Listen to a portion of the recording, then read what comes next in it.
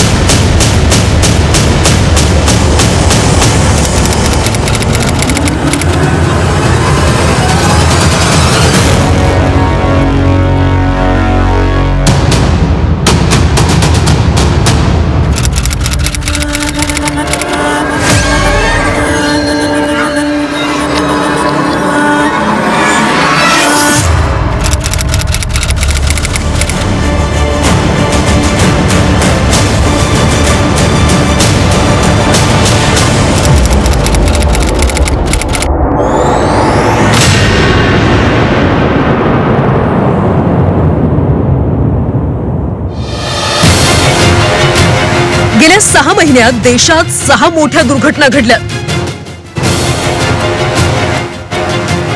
गुरुवारी अहमदाबादमध्ये भीषण दुर्घटना घडली।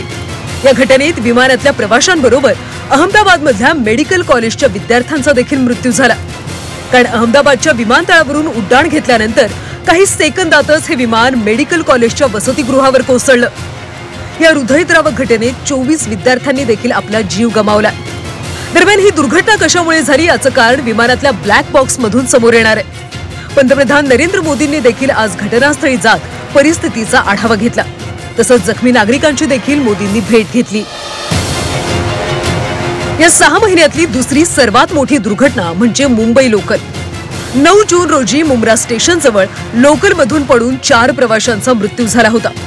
कसाऱ्यावरून सीएसएमटी कडे जाणारी लोकल आणि सीएसएमटी कडून कल्याणकडे जाणारी लोकल मुंब्रा स्टेशन पासून काही अंतरावर एकमेकांच्या जवळ आल्या। दरम्यान या दोन्ही लोकलमध्ये अंतर कमी असल्यामुळे कसारा लोकल आणि कल्याण लोकलच्या दरवाजाजवळ उभे असलेले प्रवासी एकमेकांवर आदळल्याने ते खाली पडले आणि यामध्ये 4घांचा मृत्यू झाला। याच महिन्यात बंगळुरूमध्ये देखील मोठी दुर्घटना घडली होती। 17 वर्षांनंतर विराट कोहलीच्या आरसीबीने आयपीएलच्या ट्रॉफीवर आपलं नाव कोरलं। दरम्यान यानंतर आरसीबीच्या विजयी आनंदावर दुःखाचं विरजण पडलं। आयपीएल जिंकल्यानंतर दुसऱ्या दिवशीच म्हणजेच 5 जूनला बंगळुरूमध्ये आरसीबीच्या संघाचा कर्नाटक सरकारकडून सत्कार समारंभाचं आयोजन करण्यात आलं।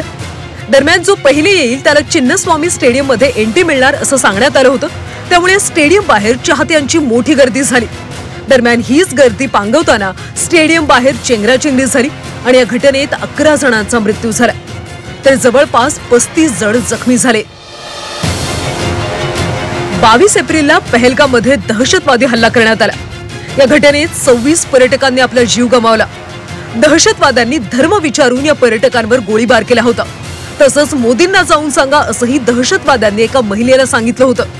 दरम्यान या घटनेनंतर भारतानं ऑपरेशन सिंधू राबवलं आणि पाकिस्तानमध्ये घुसून दहशतवाद्यांचा खात्मा केला। दहशतवाद्यांच्या 9 तळांवर भारतानं एअर स्ट्राईक करत दहशतवाद्यांना कंठस्नान घातलं। दरम्यान यानंतर भारत आणि पाकिस्तानमध्ये काही काळ तणावाची परिस्थिती निर्माण झाली। 16 फेब्रुवारी रोजी दिल्ली रेल्वे स्थानकावर झालेल्या चेंगराचेंगरीत तब्बल 18 जणांनी आपले प्राण गमावले। कुंभमेळ्यासाठी प्रयागराजला जाणाऱ्या 2 रेल्वे कॅन्सल करण्यात आल्या होत्या। दरम्यान यानंतर प्लॅटफॉर्मवर मोठी गर्दी झाली। तसंच त्यानंतर एका विशेष रेल्वेची देखील घोषणा करण्यात आली आणि या घोषणेनंतर गोंधळ उडाला आणि रेल्वे स्टेशनवर चेंगराचेंगरी झाली। दरम्यान या वर्षाची सर्वात मोठी दुर्घटना म्हणजे कुंभमेळ्यात झालेली चेंगराचेंगरी। प्रयागराजच्या कुंभमेळ्यात मोठ्या संख्येने भाविक जमले होते। त्यावेळी चेंगराचेंगरी झाली आणि या चेंगराचेंगरीत जवळपास 800 लोकांचा मृत्यू झाला।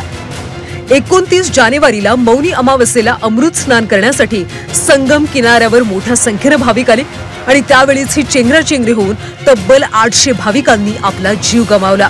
ब्युरो रिपोर्ट, झी 24 तास, मुंबई।